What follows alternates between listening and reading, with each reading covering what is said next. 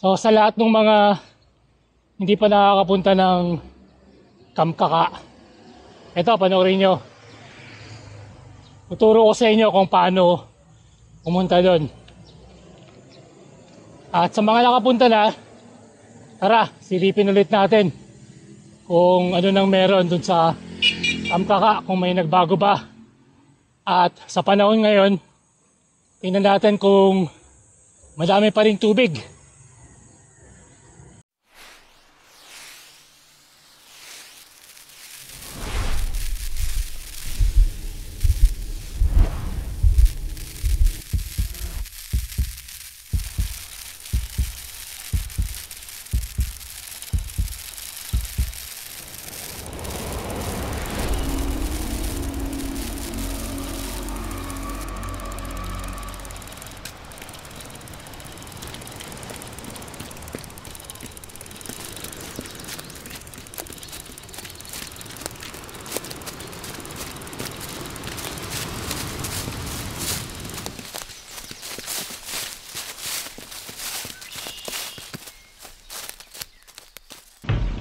Nandito tayo ngayon sa may Altarasa, kakatapos lang ng breakfast.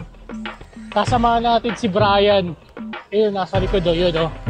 Forest back sa Kaka. Kasama natin si Brian kasi hindi pa siya nakakapunta ron. Matagal na siyang nagyaya papunta ng Kamkaka. Kaya ito, pagbigyan natin. At syempre kasama natin ulit si Otits. Ayun o. Yeah! Babalik! O nga pala, di ko lang bagit sa dati kong vlog, naka-Insta 360 na din yan, yun o, mayabang. Siyempre, naka-ID ko to eh. Ayun o, naka-Insta 360 o.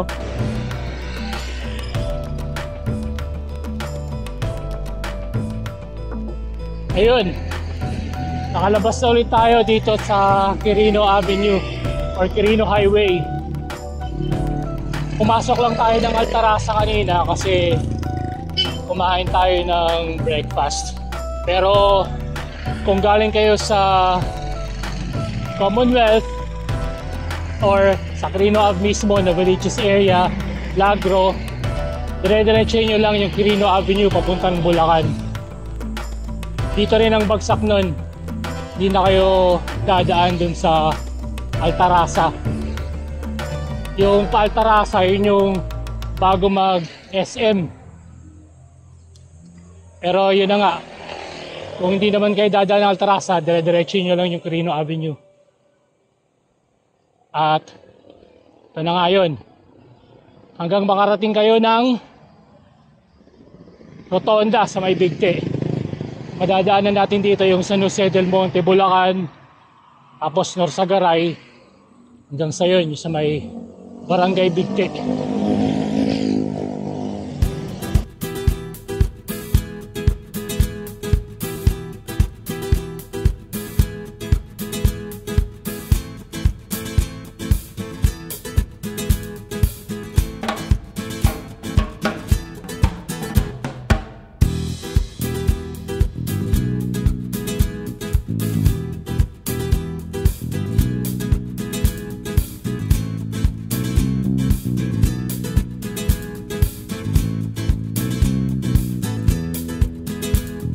Ito, makikita na natin yung arko na dulo ng San Jose del Monte, Bulacan. Pag-akyat natin dyan, makikita na natin yung arko ng Norsagaray, Bulacan. Ito na ang arko ng Norsagaray, Bulacan. Ang problema, wala nang nakasulat, wala nang nakalagay na Norsagaray. Hindi ko alam kung nalaglag o ano, wala na siya. Oh. Yung seal na lang ng probinsya ang makikita. O dire-diretso pa din hanggang makarating ng Rotonda ng Bigte.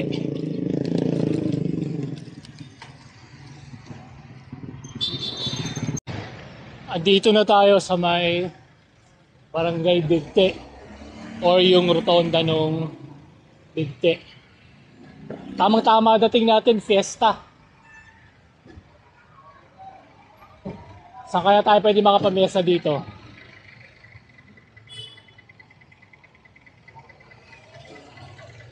O, di ba? Ang bongga ng mga banderitas nila. At eto, kung didiretsuhin nyo yan, yan yung papunta ng Bitbit River. Actually, may daan din dyan papunta ng Kampaka, Secret Haven, kung saan tayo pupunta ngayon.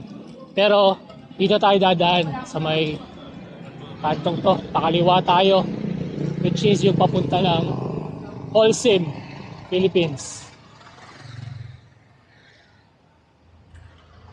20 kilometers from Fairview.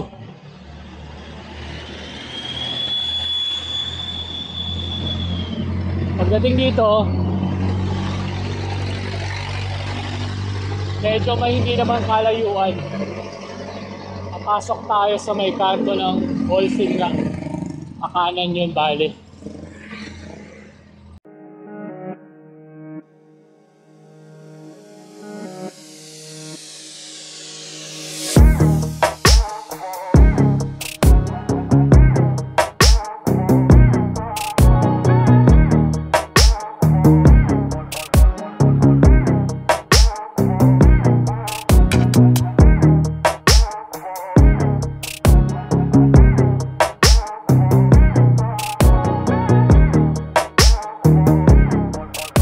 Barangay Minuyan.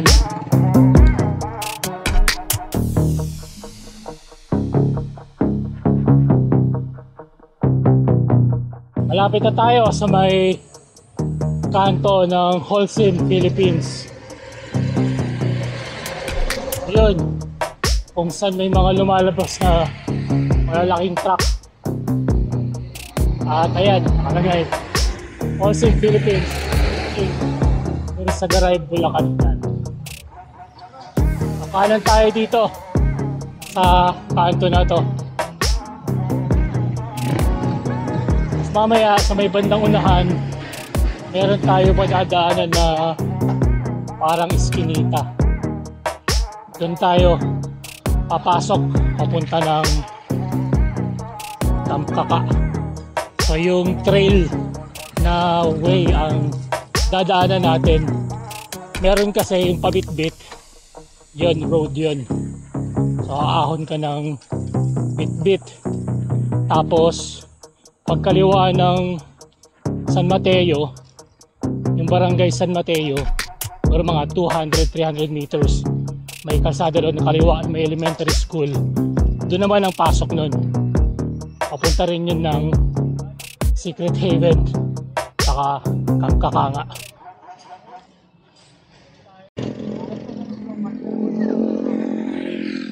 Oo nga pala, kanina doon sa may barangay Bigte, namili na tayo ng mga lulutuin natin mamaya. Ihaw-ihaw by the river ang gagawin ulit natin. Nakanakaw tayo ng bangus doon sa freezer natin bago umalis. At bumili kami ng gempo tsaka talong para gawing ensalada mamaya pang lunch. Ito yung Malay Eskinita na kanto na sinasabi ko, yung pinasukan ni Cooper ni Brian. Padiretso dyan, yan yung pa Kanyakan. Dito tayo.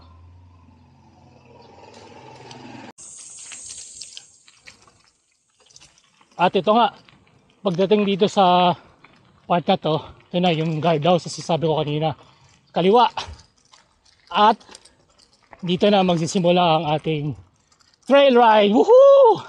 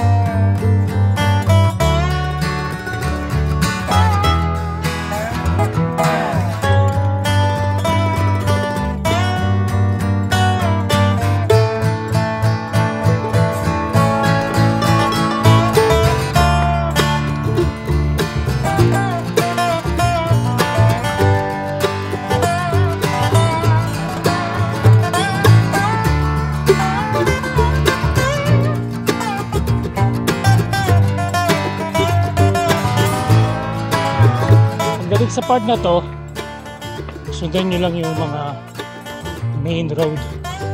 Dire-diretso lang kumbaga. Kasi marami, may mga part dito na biglang kumakanan, biglang kumakaliwa, yung mga off-road din. Kaya pasingin yun, dire-diretso lang.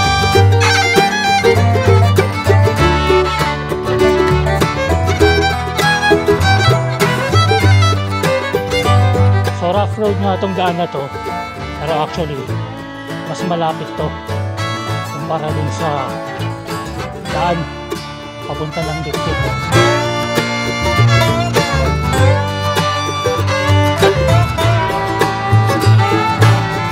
Kumbaga mas maikli yung kalsada kesa yung pag-aahon ng Dikdik.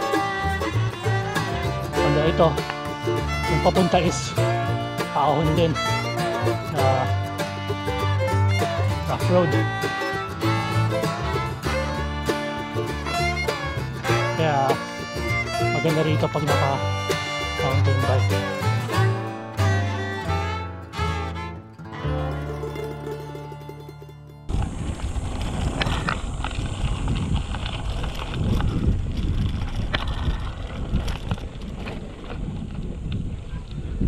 Ay, ha?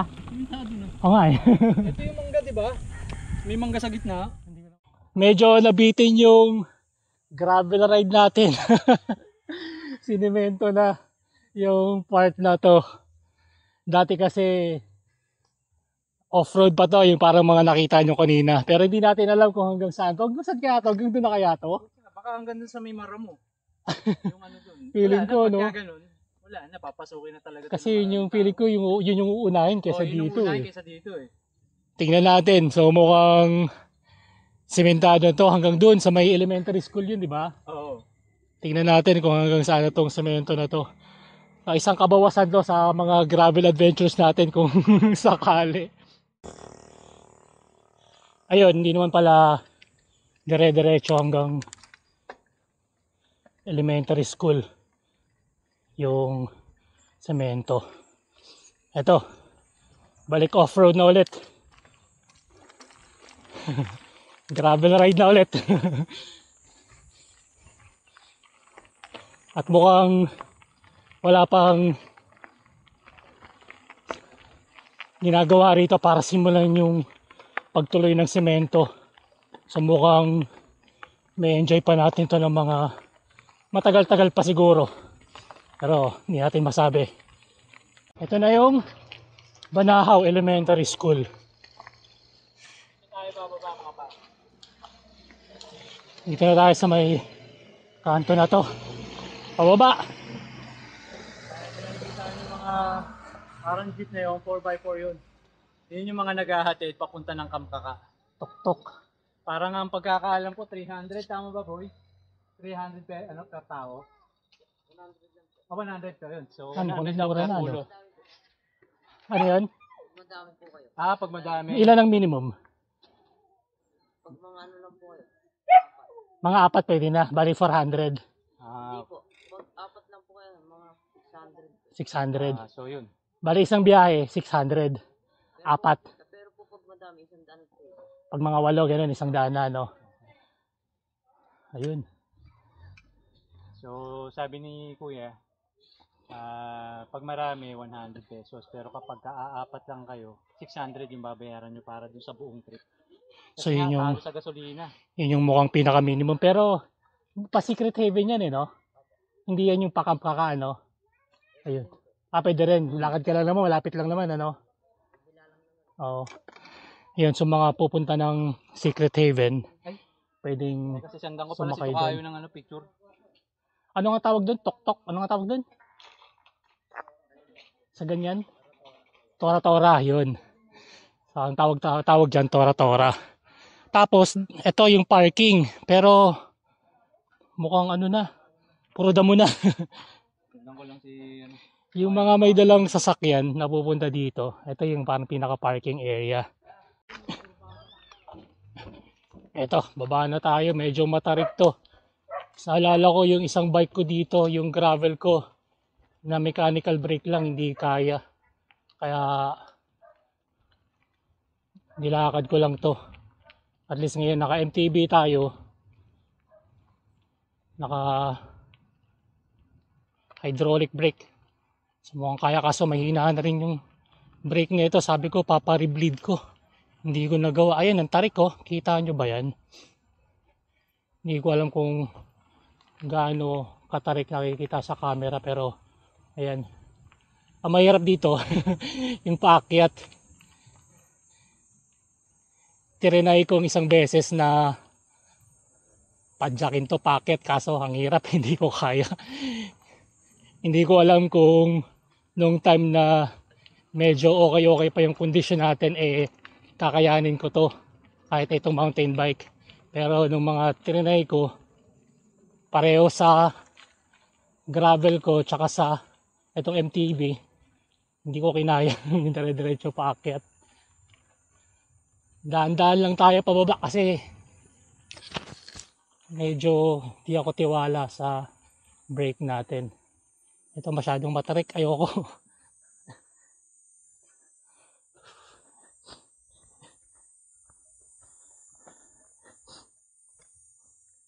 Ang lalim kasi nung preno ko sa likod, kaya delikado. Hindi ako confident na magbabad sa preno. Mabuti ng safe than sorry. Hindi naman tayo nagmamadali eh.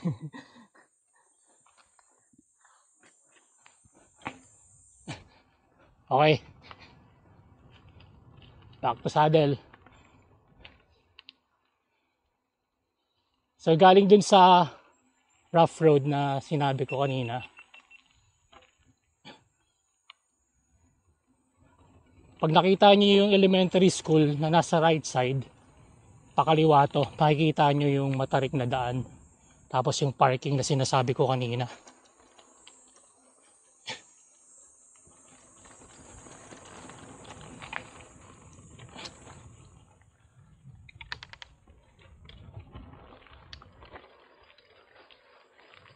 Tapos dire-diretso lang ulit hanggang sa may makikita tayong bridge at intersections na may maraming signs ng iba't ibang campsites na pwedeng puntahan dito.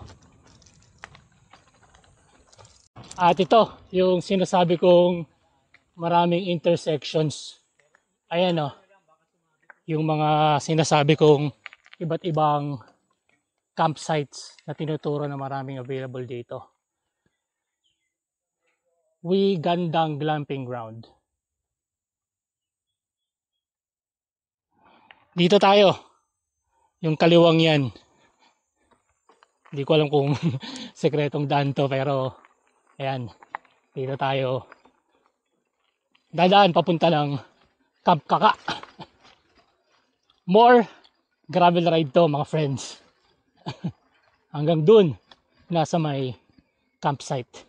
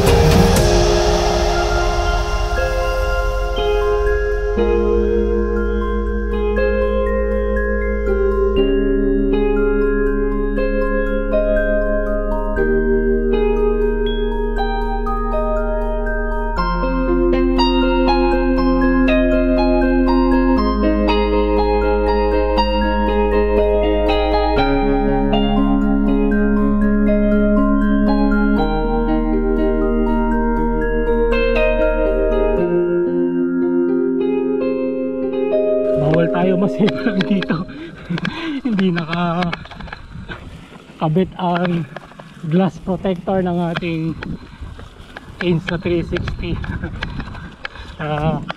Kailangan mag-ingat. At ito na yung isa pang intersection dito. Yung pakanan, yan yung secret haven. Ayun na nakalagay sa arrow. Oh. Yung diretso, ito yung pakamkaka. Diretso tayo.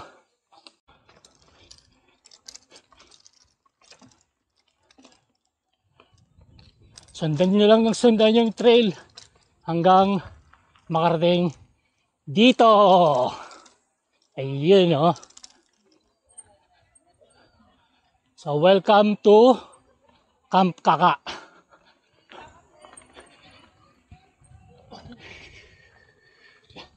Alam ko hindi pa to Camp Kaka. Ito yung Sayong campsite na sinasabi. Bray, yun tayo ha.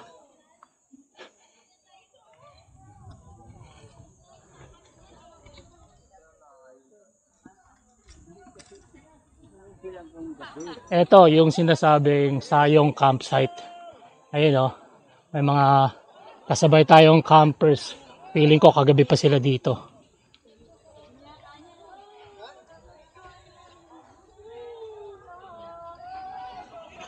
Oh ha?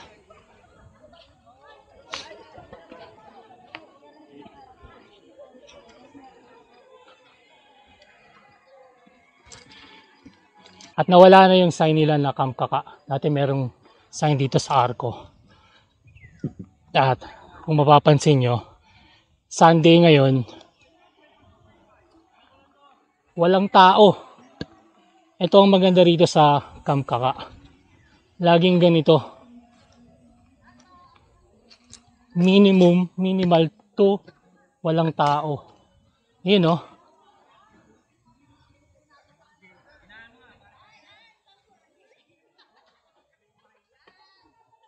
At ito, nakarating na kami sa may Camp Kaka. So, tamang chill lang muna. Dumating kami alas 9, 9:30 na. Tamang nakapagkape na kami at soft drinks. Palipas oras lang. Ang lapit lang kasi nito. So, para los 30 kilometers lang, ano. Kulang-kulang 3 oras yata namin binike or halos. Kaya, ang dami naming oras na pwedeng sunugin dito sa lugar na to. At, Sunday ngayon, gaya nung nasabi ko kanina, ang konti lang nung tao sa lugar na to. Sabi kasi ni nanay din, minamanage lang nila yung mga visitors nila na pumapasok dito. Ayaw nila ng sobrang dami. Kaya nga ito, yung bakanting parang kubo-kubo nila, pinagamit na sa amin. At may bayad tayo dito. Sa kubo wala. Pero 70. Pero 70 yung entrance. Yung entrance per head, ano? Per head. Wala na tayong bayad sa cottage. Wala na. All in na yun. Ayun. So 70 pesos per head. Kita nyo yun. Nakalaan nyo yun. may ganun pang Kasama eksena. natin yung natin, yung rental sa best. Ayun. So may kasama na yung life vest. At namili na kami ng lunch. Nakahiram kami ng ihawan. Ihaw namin yung pinamili namin na food kanina. Nagpasaing na kami. Magkano pasaing? Ang pasaing sa kanya parang 50. Pero wala sa labas yung bigas. Pero kung ang bigas is 70 per kilo, so 35, so less than 100 yung kalahating kilo. Ayun. So 50 ang pasaing plus kung magkano yung papasaing na bigas. At mamaya explore natin yung lugar. Medyo ini-enjoy ko pa yung moment, chill moment dito sa kubo namin. At maya-maya mag-swim din tayo. At ang ganda ng tubig. Ewan ko kung nakikita nyo ngayon. Ang kalmado ng tubig. Yan yung pinaka gusto ko sa part na to ng Camp Kaka. Para sa akin ito yung pinaka favorite part ko ng Norsagaray River. Kasi ang lawak ng lalangoyan at ang calm ng tubig. So kung mahilig ka sa swimming, isa to sa magandang lugar na pwedeng pagpraktisan ng open water swimming. So kung medyo nag-aaral ka or gusto mo magkaroon ng confidence sa open water, magandang pagpraktisan to.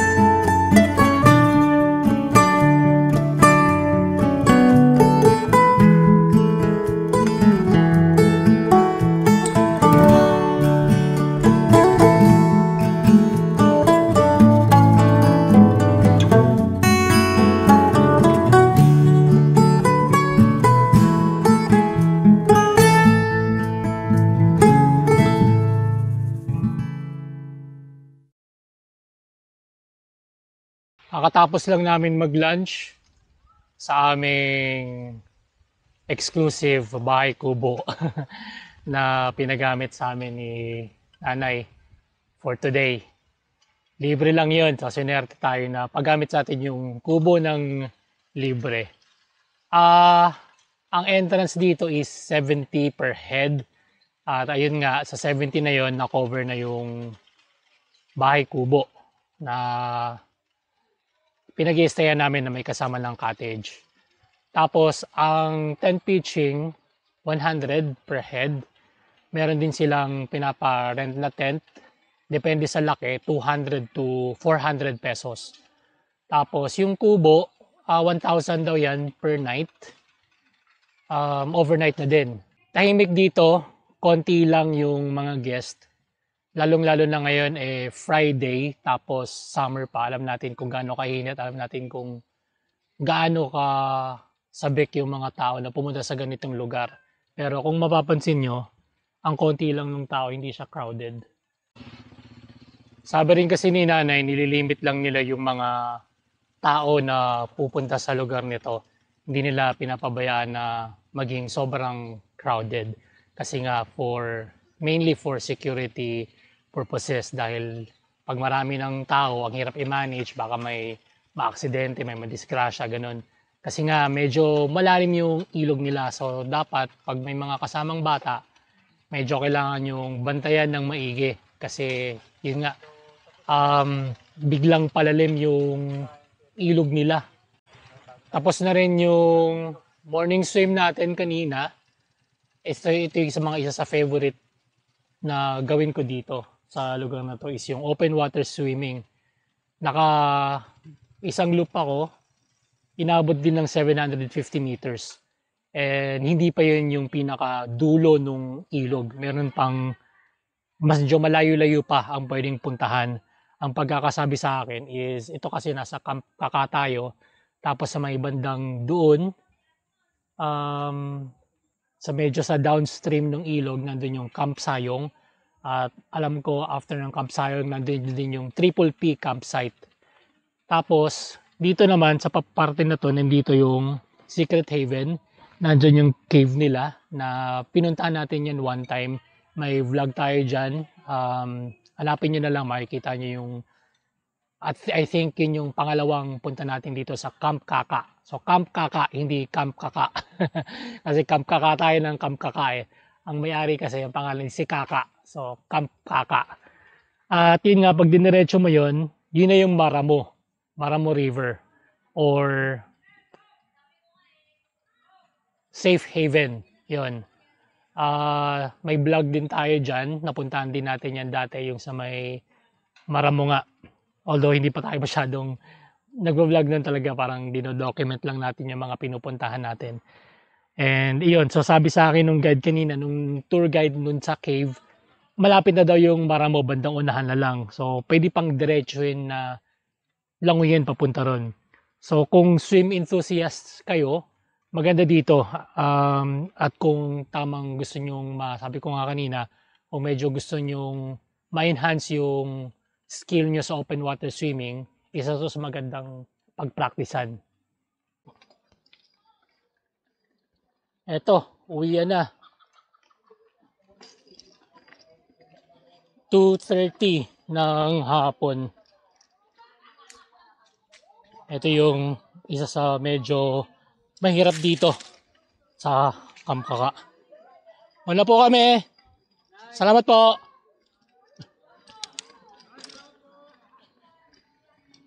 Isa sa mga mahirap dito yung pauwi.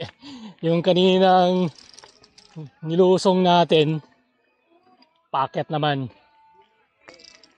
So, tulak ang mangyayari nito. Sulit ang ating quickie getaway at open water swimming dito sa Camp Kaka. Confirmed na may tubig. Although bumabaw siya compared sa dati, pero sulit pa rin ang swimming or ang open water swimming. At kung naghahanap kayo ng mga mapaglalangoyan, pwede pa rin dito sa may Nursagaray River sa part ng Camp Kaka. At ayos, kita-kita ulit tayo sa mga susunod na Langoy Padjak Takbo Adventures.